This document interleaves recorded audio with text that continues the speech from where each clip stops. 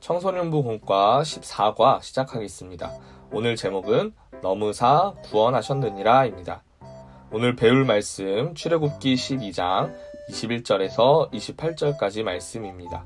외울 말씀은 출애굽기 12장 27절 말씀입니다. 같이 읽어볼게요. 너희는 이르기를 이는 여호와의 유월절 제사라. 여호와께서 애굽 사람에게 재앙을 내리실 때에 애굽에 있는 이스라엘 자손의 집을 넘으사 우리의 집을 구원하셨느니라 하라 하매 백성이 머리 숙여 경배하니라. 아멘. 오늘도 말씀을 기억하며 정리해보면 좋겠어요. 말씀의 내용을 단어나 문장으로 화면을 멈추고 한번 적어보세요. 어려운 친구들은 오늘도 다음에 이어지는 제가 정리한 내용을 보면서 정리해보면 좋겠습니다.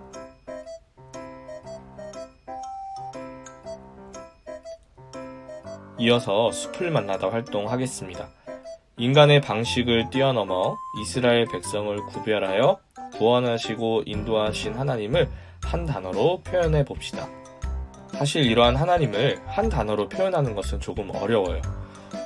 문장으로 설명을 해보면 하나님은 우리의 생각보다 크신 분, 그분의 뜻을 반드시 이루시는 분, 이렇게 설명할 수 있을 것 같아요. 바로왕이 이스라엘 백성을 놓아주지 않자 하나님은 애굽에 재앙을 내리셨습니다. 마지막 10번째 재앙을 내리시기 전에 이스라엘 백성이 그 재앙을 피할 방법을 알려주셨습니다. 곧 어린 양의 피를 문 인방과 좌우 설주에 바르는 것이었습니다. 그날 밤 하나님은 애굽 땅에 처음 난 것들을 다 죽게 하셨습니다. 하지만 어린 양의 피를 바른 이스라엘 백성의 집은 무사히 넘어갈 수 있었습니다. 하나님이 그 피를 보고 지나가셨기 때문입니다.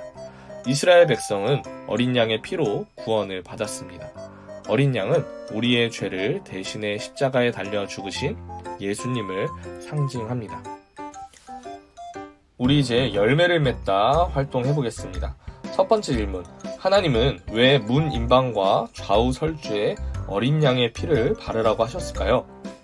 유월절은 아비월 10일에 한 살 이전에 흠없는 순양이나 순년소를 취해 4일 동안 집안에 두어 부정한 대상과 접촉하지 않도록 준비하면서 시작합니다. 유월절인 아비월 14일에는 이 짐승을 잡고 우슬초 묶음에 짐승의 피를 적셔 문설주에 발랐습니다. 하나님이 보내신 죽음의 사자는 문설주에 피가 묻어있는 집은 그냥 지나치고 문설주에 피를 바르지 않는 집에 마디는 죽였습니다.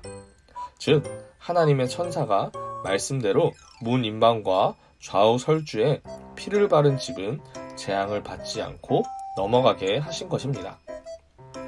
두 번째 질문이에요. 내가 만약 하나님의 말씀을 따라 문 인방과 좌우 설주에 어린 양의 피를 바르는 사람이었다면 그 피를 바르는 동안 무슨 생각을 했을까요? 무서운 생각도 들었을 수 있고 의심이 생길 수도 있을 겁니다. 또 한편으로는 꼼꼼하게 발라야지 하는 생각과 제대로 바른 게 맞나 걱정도 들었을 겁니다.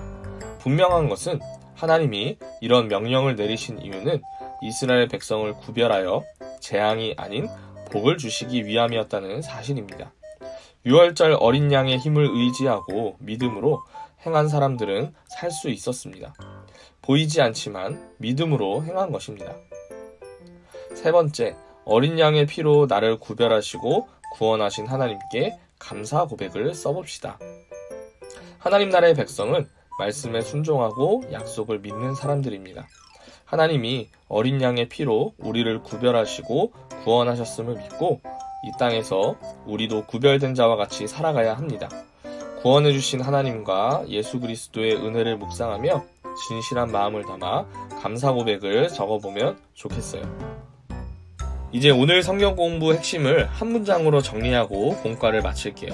하나님은 어린 양의 피로 우리를 구별하시고 구원하셨습니다. 우리는 하나님께서 구별한 사람이에요. 예수님을 통해 예수님의 피로 우리를 죄에서 구원해 주셨어요. 그래서 우리는 하나님의 사람으로, 하나님의 구별된 사람으로 하나님 말씀대로 살아가야 해요. 이번 한 주 동안 어떻게 하면 내가 하나님의 구원받은 백성으로 구별되어 살 수 있을지 고민해보고 실천하는 우리 친구들 되면 좋겠습니다. 오늘 공과 마치겠습니다.